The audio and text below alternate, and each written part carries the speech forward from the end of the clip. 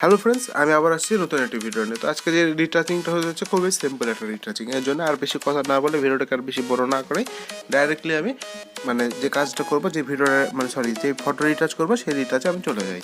সর্বপ্রথম আমরা ওপেন করবো PicsArt। তো PicsArt ওপেন করার পরে আচ্ছা, আপনাদের সামনে এরকম একটা ইন্টারফেস চলে আসবে। তো এরকম ইন্টারফেস আসার পরে আপনারা যে কাজটা করবেন সেটা হচ্ছে প্লাসের আইকনে ক্লিক করবেন। ক্লিক করে নিচের দিকে একটু স্লাইড করলে এখানে দেখতে পাবেন যে কালার্স ব্যাকগ্রাউন্ড। তো আপনি দেখেন যদি যে ব্ল্যাক ব্যাকগ্রাউন্ডটা আমি এখানে দেখুন একটা নেওয়া আছে আমার, এটা যদি না থাকে তো সিম্পলি স্লাইড করবেন। করার পরে এখানে দেখুন যে কালার পিকার এই যে অপশন, এখানে যাওয়ার পরে ব্ল্যাক সিলেক্ট করে দেবেন। তো তার সিম্পল আপনাদের একটা ব্ল্যাক ব্যাকগ্রাউন্ড অটোমেটিকলি ক্রিয়েট হয়ে যাবে। তো এরকম একটা ব্ল্যাক ব্যাকগ্রাউন্ড ক্রিয়েট হওয়ার পরে যে কাজটা করতে হবে আপনাদেরকে, সেটা হচ্ছে এই ফটোতে ক্লিক করবেন, ইফেক্টসে ক্লিক করার পরে একটু স্লাইড করবেন, করার পরে এখানে ক্লিক করে দেবেন। দেখুন যে এখানে ক্লিক করার পর জাস্ট ইফেক্টসটা হয়ে গেছে। তো ইফেক্ট হওয়ার পরে এখান থেকে উপরে ডান করে দেবেন। তো ডান করে দেওয়ার পরে এখন যে কাজটা করতে হবে, আবার একটু স্লাইড করবেন। স্লাইড করার পরে দেখতে পাবেন ড্র টুলস। তো ড্র টুলসে আমরা চলে যাবো। ড্র টুলসে যাওয়ার পরে এখানে জাস্ট অ্যাড ফটোতে ক্লিক করবো এবং আমি এখানে একটা কালার লাইট পেন ইউজ করবো। সেই পেন লিঙ্ক আমি আপনাদেরকে ডিসক্রিপশন বক্সে দিয়ে রাখবো, আপনারা সেখান থেকে ডাউনলোড করে নেবেন। তো এখানে দেখুন যে আমার সেই কালার যে কালার লাইটের কথা বলছিলাম, সেটা এখানে চলে আসছে। তো আসার পরে আমরা ডান করে দেবো। তো ডান করে দেওয়ার পরে জাস্ট একটু এভাবে ধরে বড় করুন। এভাবে একটু কোনোতে হাত দিয়ে একটু বড় করে নেবেন, ঠিক আছে? ঠিক একদম পারফেক্টভাবে করবেন এইভাবে। দেন নিচের দিকে এভাবে একটু নামিয়ে রাখবেন, হালকাভাবে এবার নিচের দিকে নামিয়ে রাখবেন। উপরে একটা ট্যাপ করে দেবেন, তো এটা এখানে সেভ হয়ে যাবে। তারপরে যে কাজটা করবেন, লেয়ার অপশনে ক্লিক করবেন। লেয়ার অপশনে ক্লিক করার পর এখানে ক্লিক করবেন এবং ইম্পোর্ট লেয়ারে ক্লিক করবেন। দেখো ইম্পোর্ট লেয়ার নেওয়া হয়ে গেছে। সিম্পল এটাকে বন্ধ করে দেবেন। বন্ধ করে দেওয়ার পরে অ্যাড ফটোতে ক্লিক করবেন এবং ফটোতে চলে যাবেন।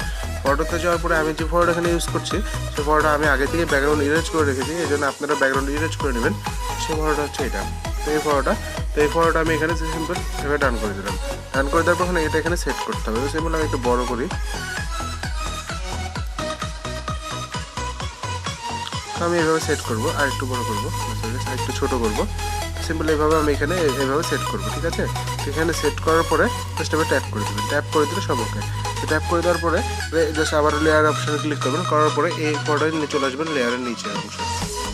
এইভাবে লেয়ারের নিচের অংশে আসার পরে জাস্ট থ্রি ডটে ক্লিক করবেন। করার পরে কপিতে ক্লিক করবেন। কপিতে ক্লিক করার পরে দেখুন যে আমার উপরে চলে আসছে। এটা সিম্পল এখানে যে কাজটা করবেন সেটা হচ্ছে ইরেজার অপশনে ক্লিক করবেন। ক্লিক করার পরে এই জাস্ট নিচের অংশটা এভাবে ইরেজ করে দেবেন।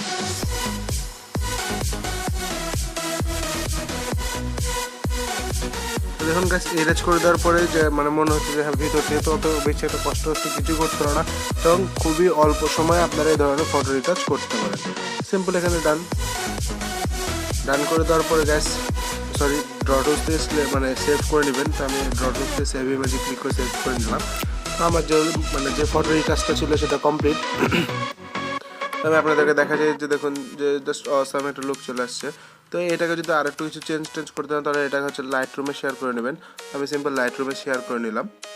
তো আমি এখন যাই আমার লাইট রুম অ্যাপ্লিকেশনে। তো আমি সিম্পল যেখান থেকে নোটিফিকেশন বাটন দিলে আপনার লাইট রুমে একটা দেখতে পাবেন। তো এখানে দেখুন আমার ফটোটা চলে আসছে।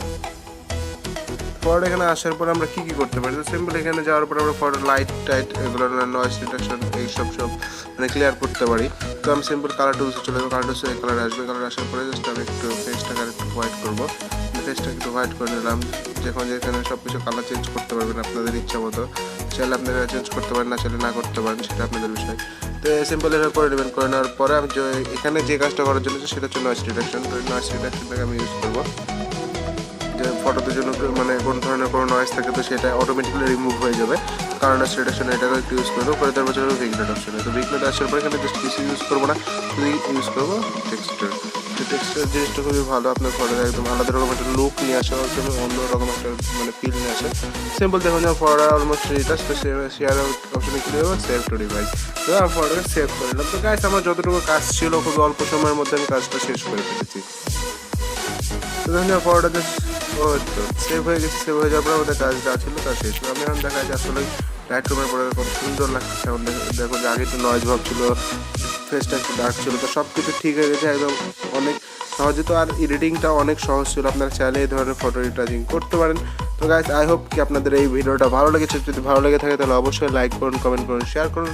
আর আমার চ্যানেলে যারা নতুন তারা অবশ্যই এখনই সাবস্ক্রাইব করুন। তো গাইস, দেখা হচ্ছে নেক্সট ভিডিওতে।